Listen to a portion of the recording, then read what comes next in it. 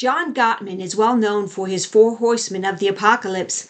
Using the analogy of the Four Horsemen of the Apocalypse from the New Testament being at the end of the world, Gottman uses his Four Horsemen to show behaviors that will end a relationship. The Four Horsemen are criticism, contempt, defensiveness, and stonewalling. Let's look at each one. First, criticism. There is a difference between a complaint and a criticism. There is a difference between constructive criticism given positively and normal criticism. In my opinion, the big difference between a complaint and criticism is how it is addressed and whether it is addressed toward the action or the person. A complaint points out a problem to be solved. A criticism attacks a person. A complaint is something like, "You left your coat on the chair. Could you please hang it up when you come home from work?" Or, "Can you let off the clutch a little slower? It's a little jerky." A criticism is directed at the person. "You never remember to hang your coat up. How many times do I have to tell you?" Or, "What makes you think you can drive?" Even worse are things like, "You never do anything right," or "You can't even do such a simple thing." Criticism doesn't stop communication, but often leads to very negative communication. It does not address the problem, and it tends to make the person being attacked get defensive. Second, contempt. Contempt is defined as feeling a person is beneath consideration, worthless, or deserving of scorn. Contempt is generally hostile, utter disrespect for the person. When people are contemptuous, they say hateful things, tear you down, mock you, snip at you sarcastically, ridicule you, and scoff at you. There is absolutely no respect. This is incredibly destructive to relationships, as trust and respect are vital components of any good relationship, and there can't even be a functioning relationship between two people if there is no level of respect. Third, defensiveness. Defensiveness is generally a response people give when they feel attacked or know they have done something wrong and do not want to own it. When asked, "Did you do the dishes?" a very defensive person will not just say, "Sorry, I forgot," or "No, I was too busy." They will defend why it was right for them not to do the dishes, or counterattack with something like, "You always expect me to do everything. You need to stop being so lazy and do things for yourself. It's not my job to do everything." And yes, a highly defensive person will see a simple question like, "Did you do the dishes?" as an attack. Defensiveness stops effective communication because the person is more concerned about defending himself than understanding the problem or solving it. Fourth, stonewalling. This is done in two ways. First, when a person stops communicating altogether, so no conversations take place, or second, when the person will talk but evades questions, refuses to give information, and impedes any productive conversation.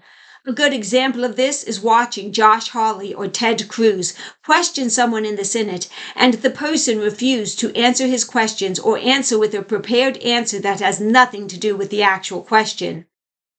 I have seen so many adults do this by saying, "I'm above contention," or "I don't argue," or some form of that, so they refuse to talk. What that really is the adult way of sticking their fingers in their ears and saying, "I'm not listening."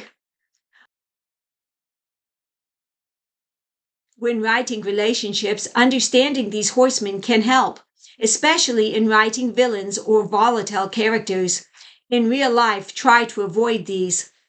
I started this saying that these were signs of the end of a relationship. So can they be countered? Yes, if you want a character to counter them, or you want to in real life, here's how. Criticism is countered by a gentle start to a conversation. Instead of saying, "You burned dinner again," "You are always doing that," try, "Do you want me to help you cook something else?"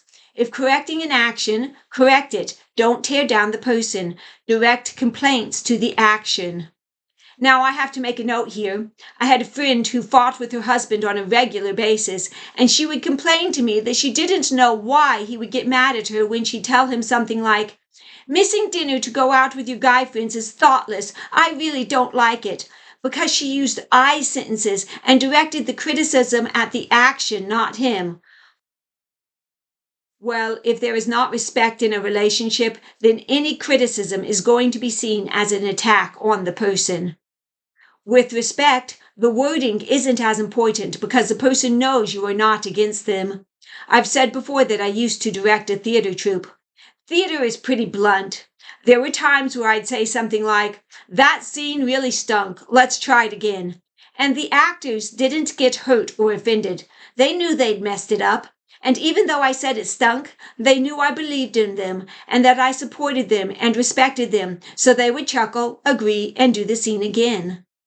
If you are critical, work on expressing your feelings clearly and politely so the other person understands what is bothering you.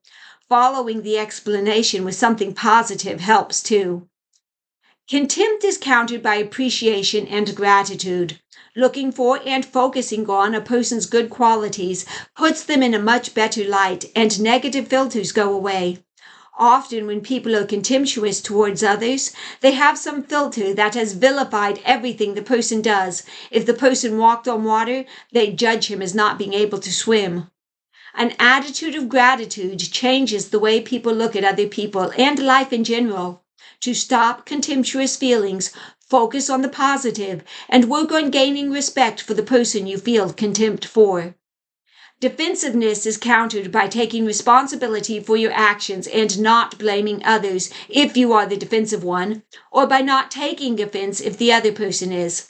If someone else is defensive, the best counter I have found is to not take offense and ask for specifics. My husband taught me a good lesson after we married. If someone isn't trying to offend you, then don't take offense. If someone is trying to offend you, don't let them and don't take offense. Brigham Young said, "He who takes offense when no offense is intended is a fool, and he who takes offense when offense is intended is a greater fool." Stonewalling is countered by taking a break, calming down, and then coming back to the problem with a clear head. Gottman recommends self-soothing. Stonewalling is not talking, so if you stonewall, you need to talk, but clear your head and come back to the conversation calm. I hope your book and real-life relationships go well. Thanks for watching, and please like, subscribe, and comment.